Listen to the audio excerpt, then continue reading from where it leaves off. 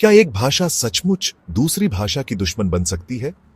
India में भाषा सिर्फ शब्दों से बढ़कर है, यह पहचान, पॉलिटिक्स और पावर है।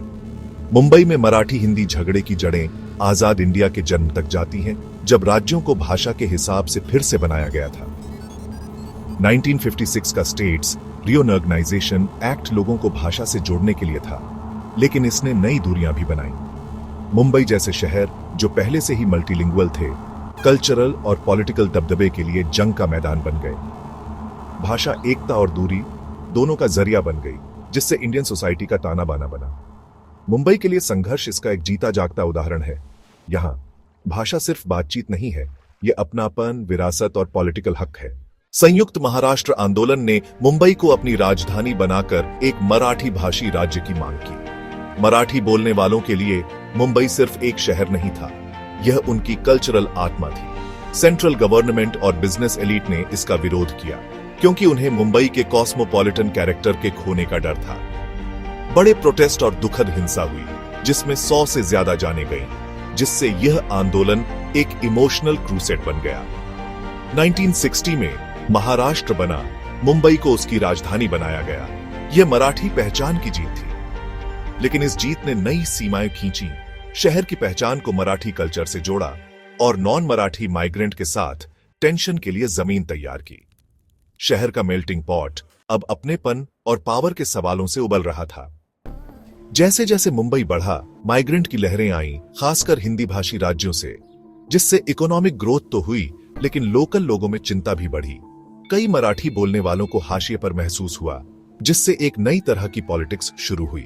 शिवसेना बाल ठाकरे के लीडरशिप में मराठी मानूस की चैंपियन बनी, लोकल लोगों के लिए नौकरी और रिसोर्स की मांग की। उनकी टकराव वाली रणनीति और सन्स ऑफ द सॉइल की बातें ने दूरियों को और बढ़ाया, हिंदी भाषी माइग्रेंट को बाहरी बताया।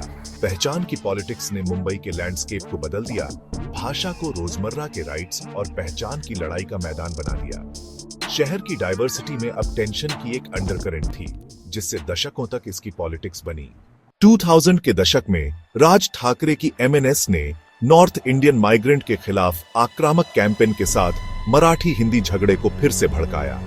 हिंसक प्रोटेस्ट में नौकरी ढूंढने वालों, दुकानदारों और यहां तक कि बॉलीवुड को टारगेट किया गया। मराठी की प्राइमेसी की मांग की गई। मीडिया कवरेज ने झगड़े को और बढ़ाया, जिससे डर और पोलराइजेशन बढ़ा। शहर के सोशल फैब्रिक की परीक्षा हुई, क्योंकि भाषा पॉलिटिकल लड़ाइयों में एक हथियार बन गई। इन आंदोलनों ने अर्बन इंडिया में माइग्रेशन, पहचान और अपॉर्चुनिटी के बारे में नेशनल बातचीत शुरू की। दशकों पहले खींची गई लाइनें पॉलिटिकल फायदे के लिए आसानी से फिर से भड़क गईं। फिर भी हेडलाइन के नीचे मुंबई की असली कहानी अभी भी लिखी जा रही थी। पॉलिटिकल तूफानों के बावजूद मुंबई में रोजमर्रा की जिंदगी कोएग्जिस्टेंस से तय होती है। मराठी और हिंदी बोलने वाले एक साथ काम करते हैं, सेलिब्रेट करते हैं और कम्युनिटी बनाते हैं, अक्सर भाषाई दूरियों को पार करते हुए। पॉलिटिशियन मतभेदों को बढ़ा सकते हैं, लेकिन ज्यादातर सिटीजन एक जैसी मुश्किलों और इच्छाओं पर ध्यान देते हैं।